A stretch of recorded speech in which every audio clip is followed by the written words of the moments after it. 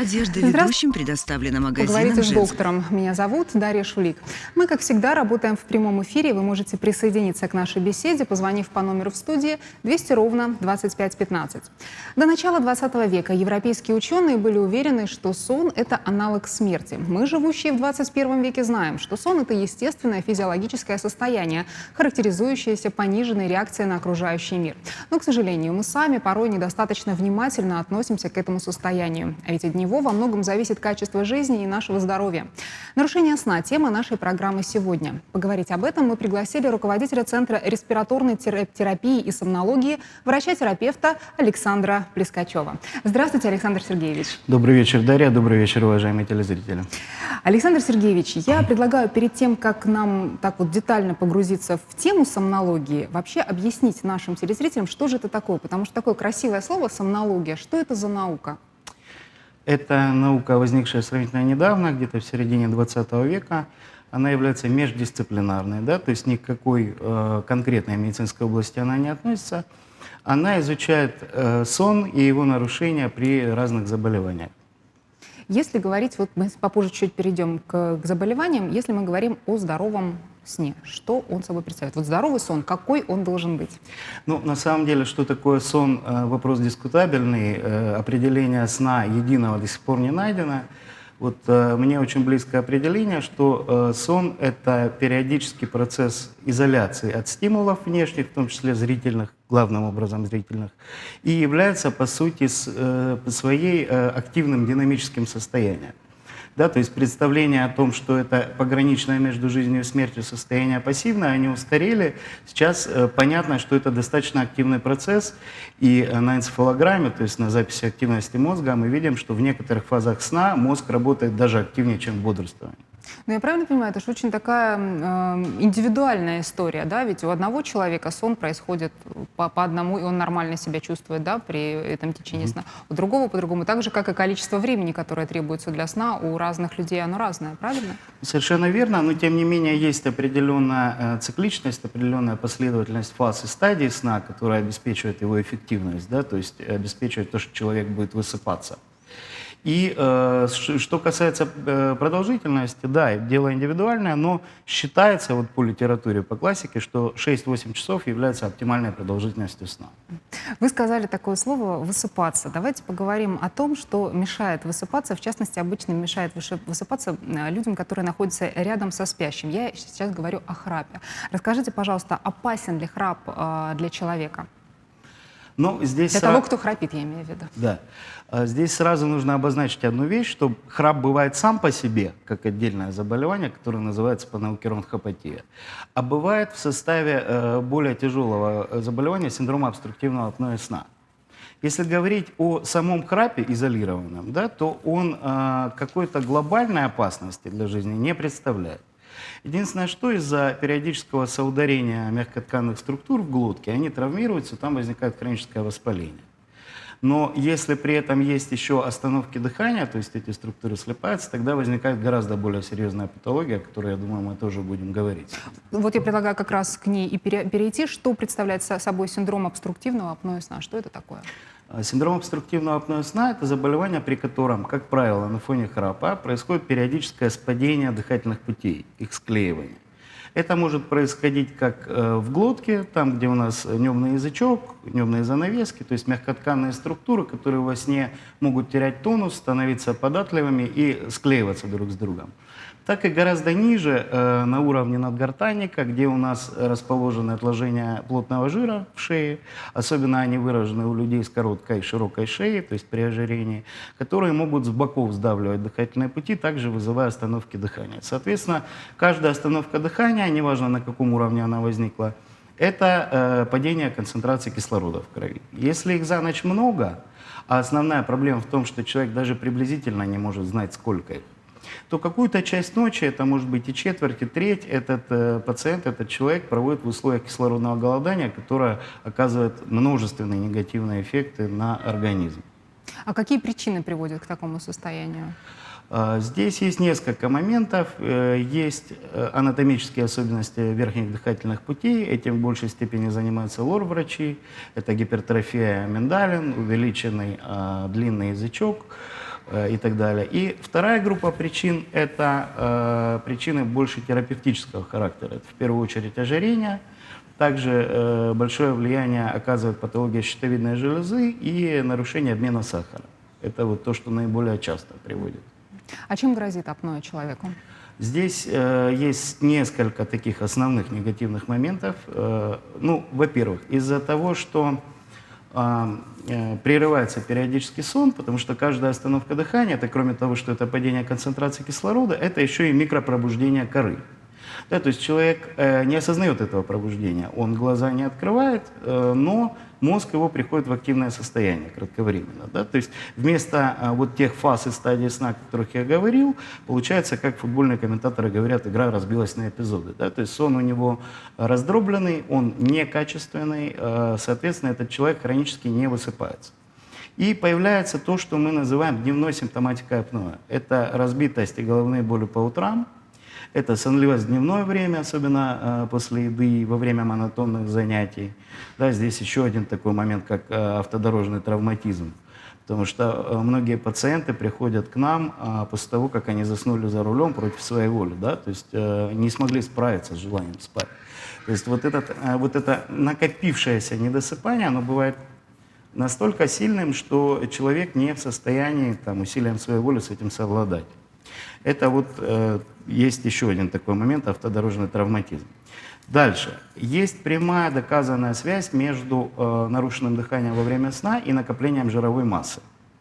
Дело в том, что у нас в глубоких фазах сна выделяются вещества, расщепляющие жир. Это вот, например, соматотропный гормон, который у детей отвечает за рост, поэтому говорят, что дети во сне растут, а у взрослых за расщепление жира.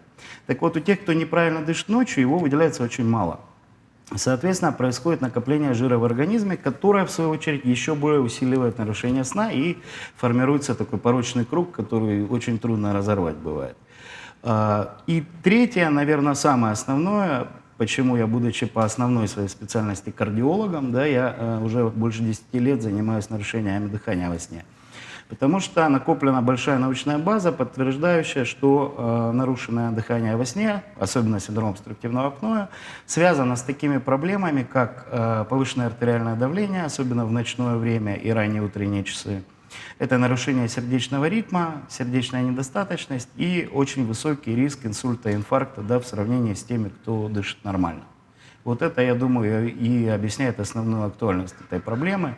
Она, к сожалению, у нас в стране не так широко освещена, и информированность населения довольно низкая, но вот благодаря таким программам, как ваша, я думаю, она повысится. Я напоминаю, мы работаем в прямом эфире. Вы можете дозвониться к нам в студию по номеру 200 ровно 2515. И к нам дозвонился Валерий Петрович. Здравствуйте, задавайте ваш вопрос. Я задаю вопрос, почему сны бывают черно-белые и почему у людей разные сны? Повторите, пожалуйста, ваш вопрос, вас плохо слышно. Почему сны бывают черно-белые? Мне 67 лет. Черно-белые вот, и цветные. И почему у людей разные сны, если мы одинаково живем сейчас в жизни? Спасибо за ваш вопрос. Вот такой вот вопрос. Вопрос о сновидениях – это всегда очень интересная тема, потому что она крайне мало исследована. На самом деле здесь все очень индивидуально. В основном содержание наших сновидений оно базируется на каком-то пережитом за день или за прошедшее время опыте. И они могут быть как цветными, так и черно-белыми. Провести здесь какую-то параллель с какими-то изменениями в организме невозможно. Это вопрос чисто индивидуальный. Более того, далеко не все сны, которые мы видим, нами запоминаются. Сны видят все, даже те, кто говорит, что их не видит. Просто запоминается только часть сна, которая происходит в быстроволновой фазе. То есть обычно это под утро происходит. Александр Сергеевич, давайте вернемся к апноэ. Как человек, ведь апноэ происходит во сне, как человек может заподозрить у себя этот недуг, если он сам спит и совершенно не понимает, что с ним это происходит? Очень правильный вопрос. В этом основная, наверное, сложность ранней диагностики этого заболевания. Чаще всего бывает так. Типичный наш пациент – это мужчина, которого привела жена. Потому что он, во-первых, храпит, так что спать довольно трудно, а во-вторых, она может у него увидеть, вернее, услышать остановки дыхания, что на фоне храпа на какой-то период времени наступает тишина, потом резкое вскрапывание, и он снова продолжает храпеть. Вот это типичная звуковая картинка синдрома обструктивного апноэ. То есть остановки дыхания во сне, замеченные окружающими, это уже железное основание для того, чтобы обратиться на консультацию с сомнологом.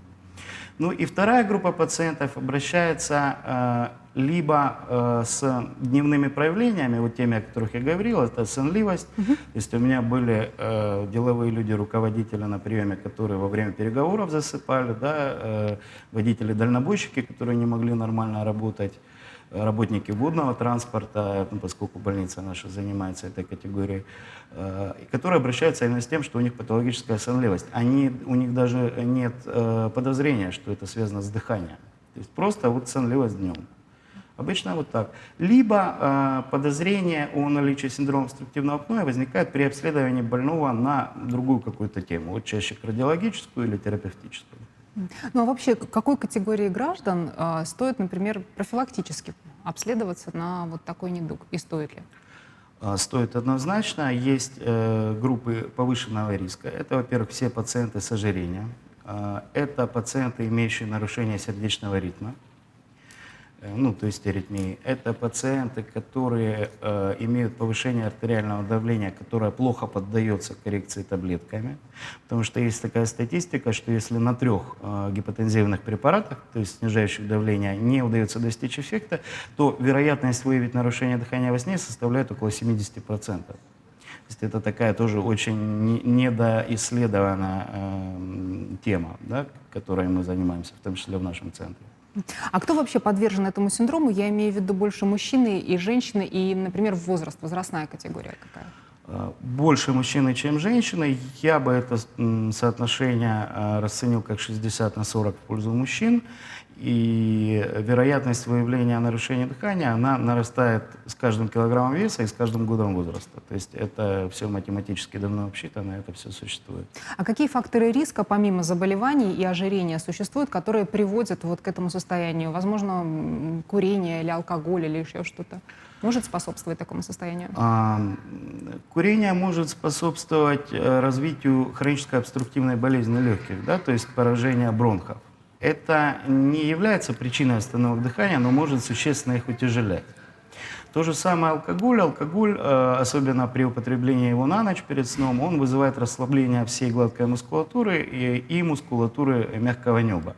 То есть на фоне употребления алкоголя остановок дыхания всегда становится больше. То есть те, кто не храпит, например, вообще, если выпьют, могут храпеть. Это достаточно часто встречается.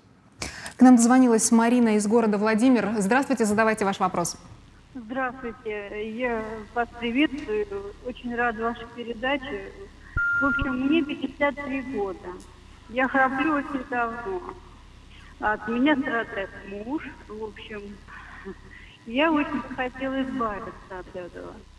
И не знаю как. Врач вроде говорит, по анализам у меня все нормально. Только в конце... Значит, недавно мне сказали, что у вас очень большой сахар получился. И дело в том, что вес набирается у меня вот. Ну, вопрос понятен. Да. Вы рассказали достаточно типичную, достаточно понятную картину. И повышение сахара, и нарастание массы тела, оно может как быть одной из усиливающих причин для вашего храпа и нарушения дыхания, так и наоборот являться его следствием. Вам, безусловно, надо обследоваться, вам нужно прийти на консультацию в ближайший сомнологический центр, который у вас в городе есть или рядом с ним, и обследоваться. Вот тут мы подошли к важной теме, вот анализы ничего не показывают. Дело в том, что для выявления нарушения дыхания нужна специфическая диагностика. Вот, как раз я хотела задать Да. этот вопрос. Какая диагностика, при помощи чего выявляется этот недуг? Есть такое понятие полисомнография, то есть регистрация многих параметров во время сна. Как она проводится? Она проводится в специализированных центрах, но из этого метода он очень сложный. Он включает движение глаз, движение ног, Для этого нужно энцефалограмму. госпитализировать человека или он в Сейчас течение? расскажу. Значит, Есть гораздо более простые методы. Вот для нарушения дыхания во сне существует респираторный мониторинг или респираторный скрининг. Это небольшой носимый прибор, которым можно обследоваться как в стационаре, так можно и на дому обследоваться.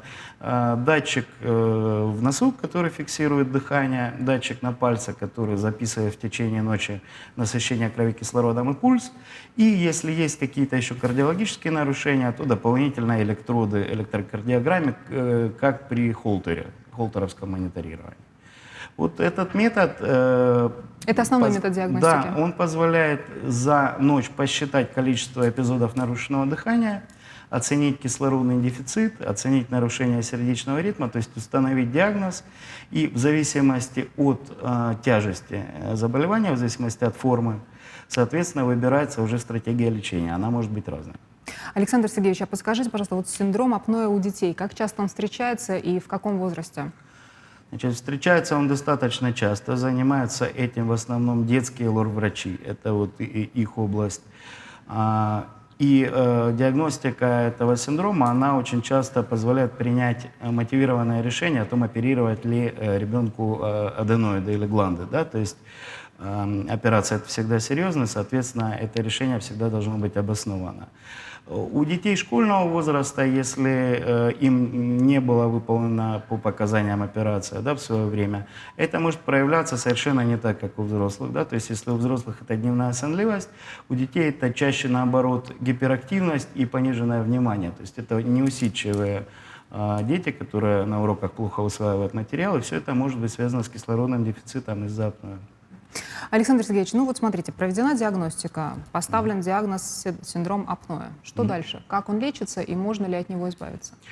Избавиться от него можно. Есть два совершенно разных подхода к лечению.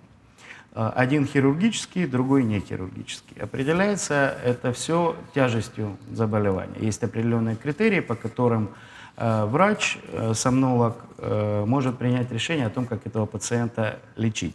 Для максимальной эффективности процесса, как это делается в нашем центре, нужны врачи разных компетенций для осознанного принятия решения. Это должен быть лор, это должен быть терапевт либо кардиолог. То есть такая командная работа. Да, то есть это консилиум, по сути. И тогда уже совместным обсуждением решаются вопросы тактики. Ну, первый вариант – это хирургическое лечение. Оно активно эволюционирует, появляются новые операции, новые методики, малоинвазивные, малотравматичные. Да? То есть если раньше операция при храпе это была большая операция с удалением полностью миндаля, с удалением части мягкого неба, язычка и так далее, то сейчас все это делается прицельно, делается радиочастотным скальпелем, делается молекулярно-резонансным скальпелем, то есть травма ткани минимальная. Но нужно отметить, что хирургическое лечение будет эффективно только в случае неосложненного храпа без остановок дыхания или легких степеней апноэ. Средне-тяжелая или тяжелая форма апноэ лечится при помощи специальных аппаратов. Это прикроватный аппарат, который через маску создает давление в дыхательных путях и держит их в открытом состоянии. Называется это аппарат CPAP-терапии, от английского CPAP. Или пациенты называют контролер дыхания. Такие машинки, которые стоят на тумбочке, и человек с ней спит, с этой машинкой. А как долго он должен с ней спать? Здесь тоже бывают разные варианты. Если у пациента пусковым механизмом для нарушения дыхания является, например, ожирение, и ему удастся в течение года, полутора-двух на фоне использования такого аппарата похудеть, значительно похудеть, а с аппаратом это гораздо легче будет сделать, потому что он нормализует вот глубокие фазы сна, о которых я говорил, то, возможно, ему удастся отказаться от дальнейшего использования аппарата или перейти в категорию хирургического лечения храпа. Если же это пациент с тяжелой формой, у которого еще есть сопутствующая астма, сопутствующий хронический бронхит, то для такого пациента это, скорее всего, будет многолетняя длительная терапия.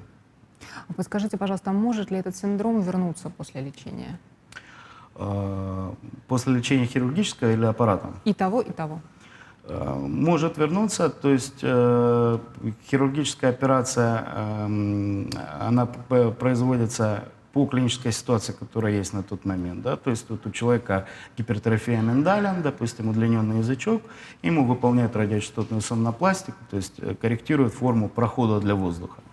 И какое-то это время будет эффективно. Да? Потом вдруг этот человек взял и резко набрал массу в силу каких-то обстоятельств. И у него присоединяется уже другой механизм апноэ. То есть за счет отложения жира в шее у него с боков сдавливаются дыхательные пути. Да, тогда эффект от операции, естественно, исчезнет. Или какой-то хронический там новый воспалительный процесс в глотке возникает у него и так далее. Что касается лечения аппаратом, то же самое, если пациент перестанет его использовать и наберет массу, ну здесь она играет определяющую роль, пожалуй, то опять же, возможно, снова возникнут показания для использования аппарата. Я напоминаю, мы работаем в прямом эфире. К нам дозвонилась Екатерина из города Азов. Здравствуйте, задавайте ваш вопрос. Добрый вечер. Хотелось бы задать вопрос доктору. Подскажите, доктор, такая ситуация. Мужу 30 лет. Уже 4 года он страдает от синдрома апноэ, то есть остановок дыхания.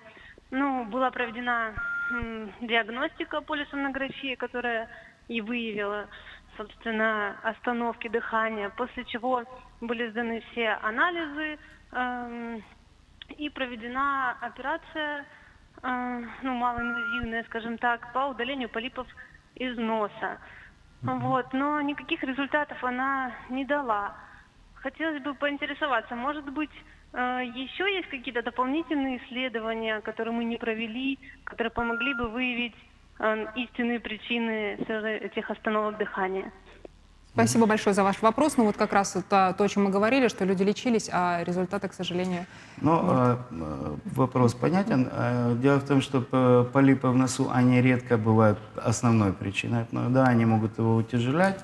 Поэтому то, что операция по удалению этих полипов не дала какого-то радикального эффекта, это неудивительно. Немножко непонятно, что был установлен диагноз обструктивного апноэ, а потом вроде как при обследовании не было выявлено остановок дыхания. Вот здесь я немножко не понял. Видимо, пациента надо еще дообследовать.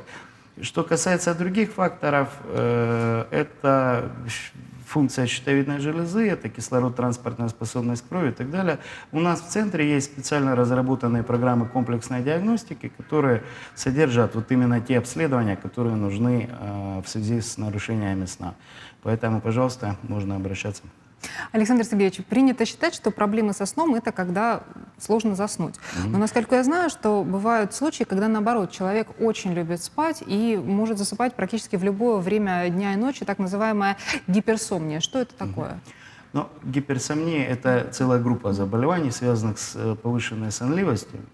Они встречаются в популяции в чистом своем виде очень редко. Занимаются этим в основном на уровне научно-исследовательских институтов или специализированных неврологических слип-лабораторий, которые в основном в столице функционируют у нас. Ну, в Ростове тоже есть специалисты, которые этим занимаются. Чаще всего это такие состояния, как, например, нарколепсия. То есть это в основном неврологическая патология, очень узкоспециальная, которая требует целенаправленного обследования. Но часто за гиперсомнию принимают дневную сонливость, о которой я вот уже сказал. То есть ту самую, причина, которая ночью была, да?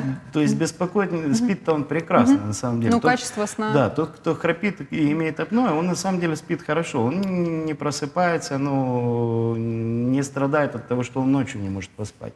А вот избыточная ночная сонливость, да, начинает человека беспокоить, и он приходит именно с этим. Но это гиперсомнией не является. Александр Сергеевич, сколько все-таки нужно спать, вот идеально? Сколько часов человек должен спать, чтобы чувствовать себя хорошо, чтобы это было в пользу? Очень индивидуально. Есть вот литературный критерий нормы 6-8 часов, да, но кому-то достаточно 4, я таких людей знаю, они чувствуют себя прекрасно.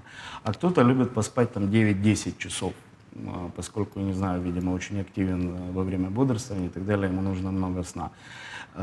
Имеет значение не только продолжительность сна целиком, а конкретно продолжительность быстроволнового сна.